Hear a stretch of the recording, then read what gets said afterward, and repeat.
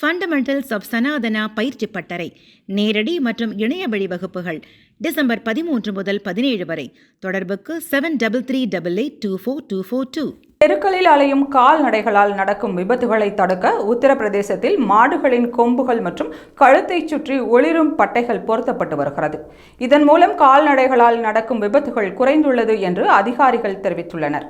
உத்தரப்பிரதேசத்தில் பிலிபித்தில் தொடங்கப்பட்ட இந்த திட்டம் கடும் சவாலாக இருந்ததாக தெரிவித்த அதிகாரிகள், இதுவரை 450 காளைகளுக்கு மேல் ஒளிரும் பட்டைகள் பொருத்தப்பட்டுள்ளது.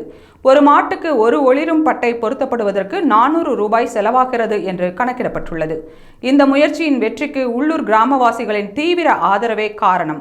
இது ஒரு லட்சிய திட்டம் என்று முயற்சியை வழிநடத்தும் உதவி வட்டார போக்குவரத்து அதிகாரி வீரேந்திர சிங் கூறினார். கிராம மக்கள் இந்த முயற்சியை ஆதரித்தது மட்டுமன்றி செயல்படுத்துவதற்கான நிதியையும் வழங்கியதாக கூறினார். இது குறித்து பேசியுள்ள கூடுதல் போக்குவரத்து